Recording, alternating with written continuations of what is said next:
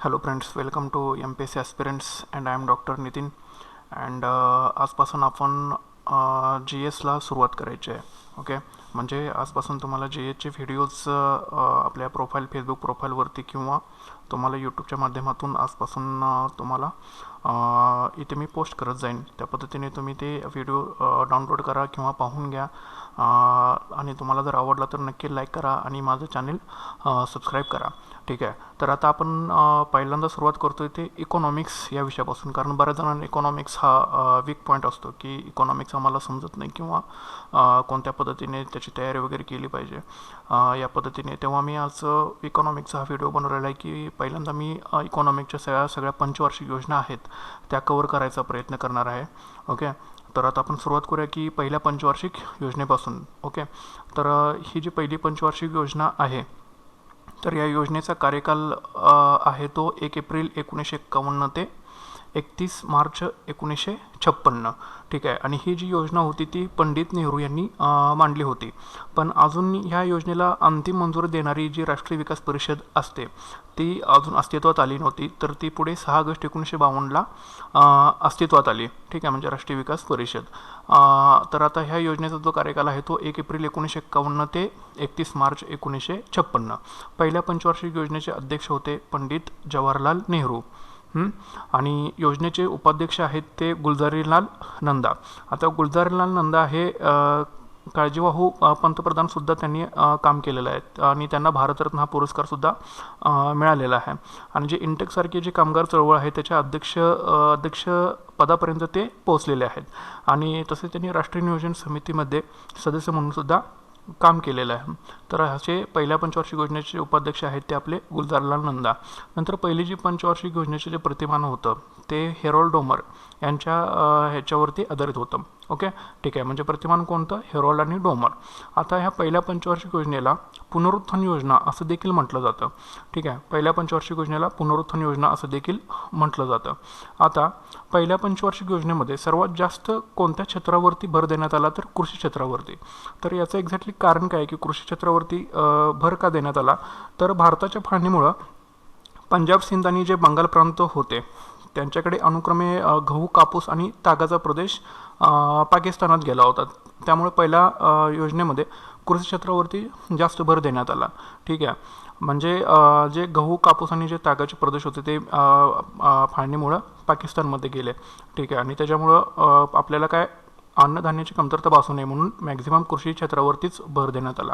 ठीक आहे, आता पहिल्या पंचवार्षिक योजनेसाठी आर्थिक वाढीचा संकल्पित दर हा किती ठरवला होता तर 2.1%. पण प्रत्यक्षात साध्य मात्र किती झाला? 3.6%.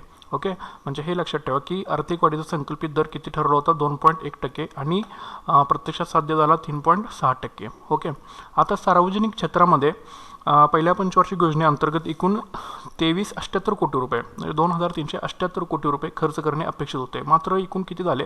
1960 कोटी रुपये. ओके, 1960 कोटी रुपये फक्त खर्च करण्यात आले. त्यापैकी आता कुठल्या कुठल्या क्षेत्रावरती पैसे खर्च करण्यात आलेले यांचा सिक्वेन्स लक्षात ठेवा. कारण आयोग असा विचारू शकतं की पहिल्या पंचवार्षिक योजनेअंतर्गत कोणकोणत्या क्षेत्रावरती खर्च करण्यात आला. ओके, तर सर्वात जास्त होता तो कृषी क्षेत्रावरती, त्याचं किती? 31%. ठीक आहे, तर हा कृषी क्षेत्रावरती इतका खर्च केल्यामुळं काय झालं? 1951-52मध्ये असलेले अन्नधान्याचे उत्पादन 52.2 लक्ष टनावरून 1955-56मध्ये 65.8 दशलक्ष टनावरती गेलं. ठीक आहे, म्हणजे ही आकडेवारी लक्षात ठेवा. 1951-52मध्ये अन्नधान्याचे उत्पादन किती टन होतं?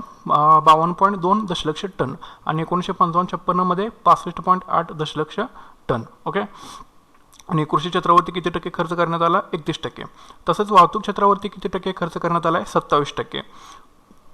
म्हणजे 1 नंबरला कृषी क्षेत्रावरती, 2 नंबरला वाहतूकवरती 27%, 3 नंबरला सामाजिक सेवा 22%, 4 नंबरला ऊर्जा 12% आणि सर्वात कमी हा उद्योगावरती खर्च करण्यात आला आहे म्हणजे 6%. ठीक आहे, आता पहिल्या पंचवार्षिक योजना काळामध्ये कोणकोणत्या घडामोडी घडलेल्या आहेत म्हणजे राजकीय असू दे किंवा कुठल्या नवीन योजना लॉन्च केल्या त्यांनी किंवा कशाची स्थापना करण्यात आली, आता हे आपल्याला पाहायचं आहे. ओके, तर पहिल्या पंचवार्षिक योजनेमध्ये काय झालं तर राजकीय घडामोडी बघायच्या गेल्या तर घटनेनुसार पहिल्या निवडणुका झाल्या. ठीक आहे, घटनेनुसार पहिल्या निवडणुका 1951-52मध्ये झाल्या स्वतंत्र भारताच्या घटनेनुसार.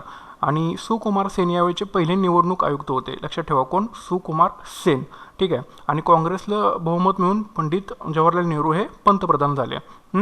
तर म्हणजे काय झालं, पहिल्या घटनेनुसार पहिल्या निवडणुका पार पडल्या. ठीक आहे. नंतर आंध्र प्रदेश राज्याची भाषिक तत्वावरती निर्मिती झाली.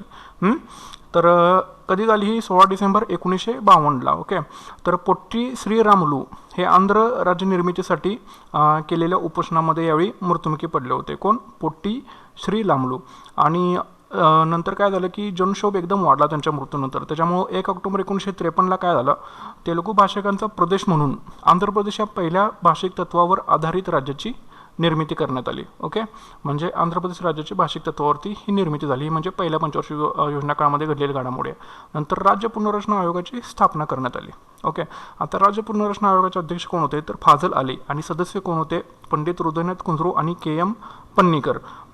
तर या आयोगानं आपला अहवाल 30 सप्टेंबर 1955ला सरकारपुढे सादर केला. आणि 1 नोव्हेंबर 1956 पासून आयोगाने सांगितलेली जी राज्याची पुनर्रचना आहे ते अंमलात आणली गेली. ओके. म्हणजे हा फाजल अली रिपोर्ट असेल किंवा त्याला आपण राज्य पुनर्रचना आयोग असं म्हणतो. तर हा 1953 साली स्थापन केला होता. ओके. हे लक्षात ठेवा 1953 साली. नंतर आहे PL 480. तर PL 480 काय आहे? तर हा जो फूड फॉर पीस कायदा आहे, तर या कायद्याअंतर्गत काय करतं अमेरिका? इतर देशांना धान्य पुरवठा करते. तर आपण अशा अन्नधान्याची आयात करण्यासाठी अमेरिकेबरोबर 1956मध्ये 1956मध्ये हा PL 480 करार केला होता. तर या कराराअंतर्गत भारतात गहू आयात करण्यात आलं होतं. ठीक आहे. कोणतं काय आयात करण्यात आलं होतं? गहू आयात करण्यात आलं होतं.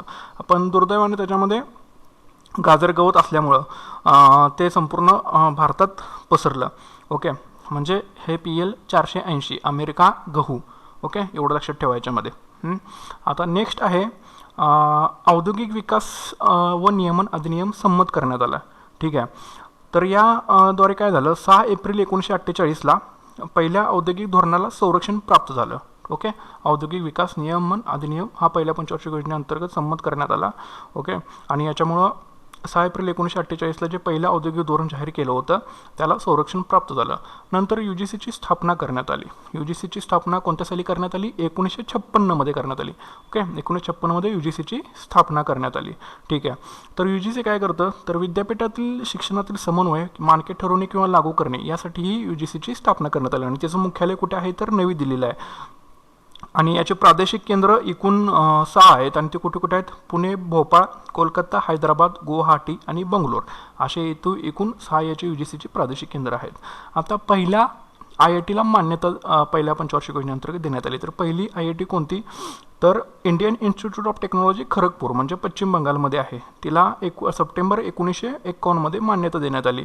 आणि पुढे 1961मध्ये तांत्रिक शिक्षणासंदर्भात इन्स्टिट्यूट ऑफ टेक्नॉलॉजी ॲक्ट 1961 हा कायदा संमत करण्यात आला. ओके. म्हणजे पहिल्या IIT खरगपूर पश्चिम बंगाल. ठीक आहे. म्हणजे पहिल्या IITला पहिल्या पंचवार्षिक योजनेअंतर्गत मान्यता देण्यात आली. नंतर आहे समुदाय विकास कार्यक्रमाची सुरुवात करण्यात आली 1952 साली. ओके. म्हणजे 2 ऑक्टोबर 1952ला भारतात समुदाय विकास कार्यक्रम सुरुवात करण्यात आला. ठीक आहे. मग यावेळी ॲक्च्युली ही जी योजना ही जी सुरुवात केली ह्या विकास कार्यक्रमाची त्यावेळी 82% लोकसंख्या ही खेड्यात राहत होती. किती टक्के? 82%. म्हणून ग्रामीण समाजाच्या सर्वांगीण विकासासाठी किंवा गती मिळवून देण्यासाठी ही समुदाय विकास कार्यक्रम हा सुरू करण्यात आला. ओके. नंतर राष्ट्रीय विस्तार योजना सुरू करण्यात आला.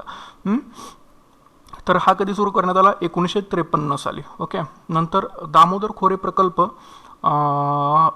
खोरे विकास प्रकल्प हा सुरू करण्यात आला. तर दामोदर खोरे विकास प्रकल्प हा डॉक्टर मेघनाथ सहा आणि सदस्यांच्या शिफारशीने अमेरिकेच्या टेनेसी खोरे विकासाच्या धर्तीवर दामोदर नदीवर प्रकल्प उभारण्यात आला. ओके. आता या विकास प्रकल्पात अंतर्गत एकूण 4 धरणे बांधण्यात आली. ते कुठले आहेत? तर तिलेय धरण बाराकार नदी, मैथून धरण बाराकार नदी, पानशेत धरण दामोदर नदी आणि कोनार धरण कोनार नदी. ओके. आता दामोदर खोरे विकास प्रकल्प जो आहे तो पश्चिम बंगाल आणि झारखंड राज्यात पसरलेला आहे. आणि दुर्गापूर आणि बोकारो हे जे येथील जे उद्योग आहेत त्यांना याच धरणातून वीज पुरवठा होतो. ओके. नेक्स्ट आहे ते भाकरा नानगल प्रकल्प. आता भाकरा नानगल प्रकल्प जो आहे तो 17 नोव्हेंबर 1955ला सतलज नदीवरती उभारण्यात आला. ठीक आहे. आता भाकरा धरण हे आशिया खंडातलं दुसऱ्या क्रमांकाचं उंच धरण आहे. ओके, भाकरा धरण हे आशिया खंडातील दुसऱ्या क्रमांकाचं उंच धरण आहे. पहिल्या क्रमांकाचं उंच धरण कुठलं आहे? तेहरी. ओके, तेहरी हे कुठे आहे? भारतातच आहे. ठीक आहे. आता या धरणामुळे काय होते, कुठला म्हणजे भाकरा धरणामुळे काय होते, गोविंद सागर जलाशय जो आहे तो भारतातील दुसरा मोठा जलाशय हा निर्माण झालेला आहे. तर भारतातील सर्वात मोठा जलाशय किंवा सागर जलाशय आहे तो मध्य प्रदेशमध्ये आहे. तर अशा पद्धतीने भाकरा नानगल प्रकल्पाची पहिल्या पंचवार्षिक योजनेमध्ये सुरुवात करण्यात आली. नंतर आहे कोसी धरण. आता कोसी धरण कुठे आहे? तर कोसी नदीवरती बिहारमध्ये. ओके, आता ह्या कोसी नदीला सप्तकोसी नदी असेही म्हटलं जातं. तर अशा कोसी धरणाची निर्मिती पहिल्या पंचवार्षिक योजनेमध्ये करण्यात आली. नंतर आहे हिराकूड धरण. आता हिराकूड धरण कुठे आहे? ते ओरिसामध्ये संबळपूर जवळ महानदीवरती हे बांधण्यात आलेलं आहे ओरिसा धरण.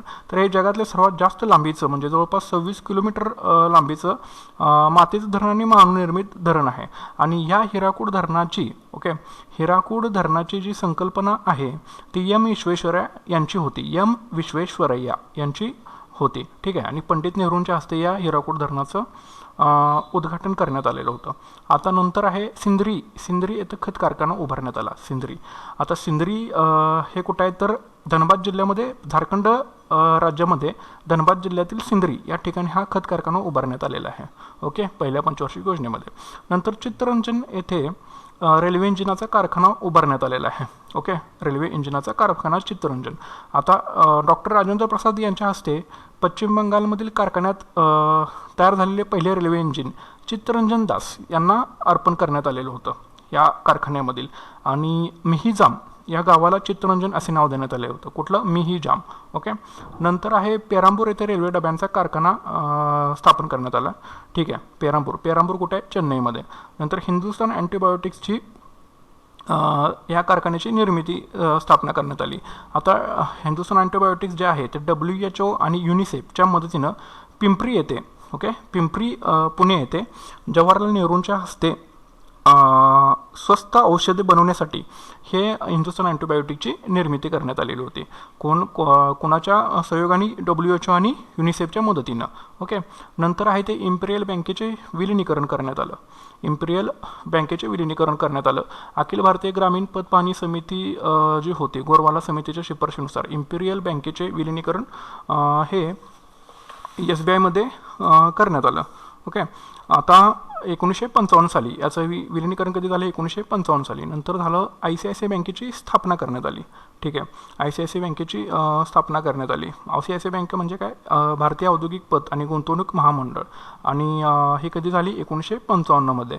ओके, आता ह्या योजनेचं फलित, ठीक आहे, आता पहिल्या पंचवार्षिक योजनेचं फलित काय सांगता येईल? तर राष्ट्रीय उत्पन्न जे होतं ते 18% वाढलं. दरडोई उत्पन्न होतं ते 11% वाढलं. किमतीचा निर्देशांक 13% कमी झाला. आणि पहिली योजना ही अशी एकमेव योजना होती की ज्या दरम्यान किमतीचा निर्देशांक हा कमी झाला. ओके, तर ही अशी पहिली पंचवार्षिक योजना आपली आहे. तर याच्यामध्ये तुम्हाला लक्षात काय काय ठेवायचं आहे की एकतर कार्यकाल हा लक्षात ठेवावाच लागेल. 1 एप्रिल 1951 ते 31 मार्च 1956. योजनेचे अध्यक्ष कोण? पंडित जवाहरलाल नेहरू. उपाध्यक्ष गुलझारलाल नंदा. प्रतिमान हेरोल्ड डोमर. योजनेचं उपनाव काय? पुनरुत्थान योजना. कोणत्या क्षेत्रावरती जास्त भर देण्यात आला? कृषी क्षेत्रावरती. का? भारत आणि पाकिस्तान हे वेगळं झालं, त्याच्यामुळं गहू, कापूस आणि तागाचा प्रदेश हा पाकिस्तानमध्ये गेला, त्यामुळे अन्नधान्याची कमतरता भासू नये आपल्याला, त्याच्यामुळे कृषी क्षेत्रावरती जास्त भर देण्यात आला. एकूण किती टक्के कृषी क्षेत्रावरती खर्च केला? 31%. ह्या योजनेअंतर्गत एकूण संकल्पित दर हा किती ठरवला होता? 2.1%. पण प्रत्यक्षात सध्या किती झाला? 3.6%. ओके, या योजनेअंतर्गत सार्वजनिक क्षेत्रावरती किती कोटी रुपये खर्च करायचे होते? 2378 कोटी रुपये. मात्र किती खर्च करण्यात आले? 1960 कोटी रुपये. ओके, आता कृषी वरती 31% खर्च करण्यात आला, त्याच्यामुळे परिणामी काय झालं? 1951-52 मध्ये अन्नधान्याचं उत्पादन होतं 52.2 दशलक्ष टन, ते 1955-56 मध्ये झालं 65.8%. ओके, आता नंतर पहिल्या पंचवार्षिक योजनेअंतर्गत कोणत्या दुसऱ्या क्षेत्रावरती जास्त खर्च करण्यात आला? तर वाहतुकीवरती 27%. तिसरे आहे सामाजिक सेवा, चौथा आहे ऊर्जा आणि पाचवा आहे उद्योग. आता यांचा क्रम लक्षात ठेवा, म्हणजे ते चढत्या किंवा उतरत्या क्रमाने हिशोबाने ते लावा म्हणतील की कोणत्या क्षेत्रावरती जास्त खर्च करण्यात आला. ओके, आता पहिल्या पंचवार्षिक योजनामध्ये कुठल्या कुठल्या घडामोडी घडलेल्या आहेत तर घटनेनुसार पहिल्या निवडणुका झाल्या ओके 1952 साली. ठीक आहे. आंध्र प्रदेश राज्याची भाषिक तत्वावरती निर्मिती झाली. पोट्टी श्रीरामुलू इथे लक्षात घ्या, त्यांचा ते उपोषणादरम्यान त्यांचा मृत्यू पावला. राज्य पुनर्रचना आयोग Fazal Ali 1953, Hridaynath Kunzru, K M. Panikkar okay. PL 480 America. गहू ओके. औद्योगिक विकास आणि नियमन अधिनियमन संमत पास झाला. याच्यामुळे काय झालं, जे पहिलं औद्योगिक धोरण आहे त्याला संरक्षण प्राप्त झालं, जे 1948 मध्ये झालं होतं. UGCची स्थापना करण्यात आली.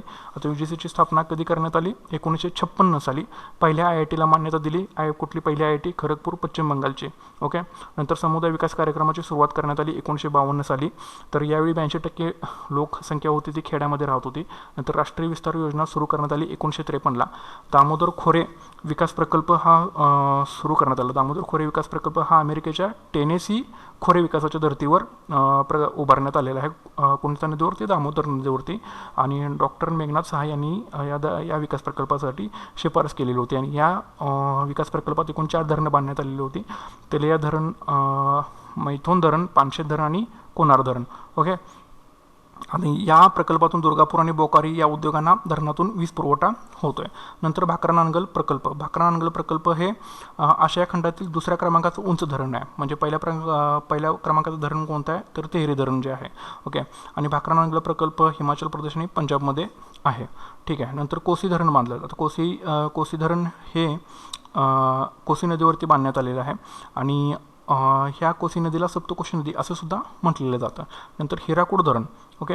हिराकूड धरण कुठं आहे, ओरिसामध्ये संबलपूरजवळ महानदीवरती 1957 मध्ये हिराकूड धरण बांधलेलं आहे.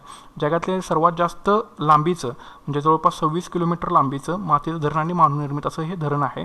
आणि याची जी संकल्पना होती हिराकूड धरणाची ती M. विश्वेश्वरय्या यांची होती ओके. आणि ह्या धरणाचं जे उद्घाटन केलेलं आहे ते पंडित जवाहरलाल नेहरू यांनी केलेलं आहे.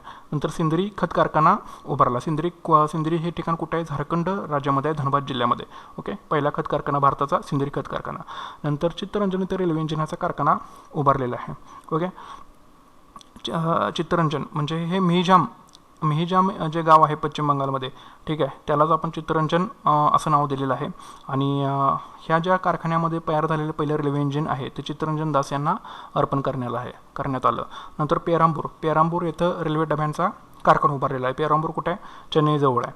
आणि हिंदुस्तान अँटीबायोटिक्स WHO आणि युनिसेफच्या मदतीनं पिंपरी येथे हा कारखाना किंवा उद्योग आपण स्थापन केलेला आहे. आणि पंडित जवाहरलाल नेहरूंच्या हस्ते याचं उद्घाटन झालेलं आहे. नंतर आहे इम्पिरियल बँकेचं राष्ट्रीयकरण किंवा विलिनीकरण त्याला आपण म्हणू असं स्टेट बँकेमध्ये केलेलं आहे. आता इम्पिरियल बँकेमध्ये कोणकोणत्या बँका होत्या तर bank of Kolkata, bank of Bombay आणि बँक ऑफ मद्रास असे ह्या 3 प्रेसिडेंटची बँकेची मिळून 1921 मध्ये इम्पिरियल बँक स्थापन झाली होती. कधी 1921 मध्ये. आणि नंतर 1 जुलै 1955 ह्या इम्पिरियल बँकेचं राष्ट्रीयकरण करून स्टेट बँक ऑफ इंडिया असं नामकरण करण्यात आलं. नंतर आहे ICICI बँकेची स्थापना करण्यात आली. ICICI बँक म्हणजे industrial credit and investment corporation of India okay. या नावाची बँक ही 5 जानेवारी 1955ला स्थापन करण्यात आली. ठीक आहे. आणि योजनेचं आता फलित बघायचं झालं तर जे राष्ट्रीय उत्पन्न होतं ते 18% वाढलं. दरोडे उत्पन्न होतं ते 11% वाढलं. किमतीचा निर्देशांक 13% कमी झाला. आणि ही एकमेव अशी योजना आहे की ज्या दरम्यान किमतीचा निर्देशांक हा कमी झाला okay. Thank you for watching and if you like my video please subscribe my YouTube channel okay. Thank you. All the best.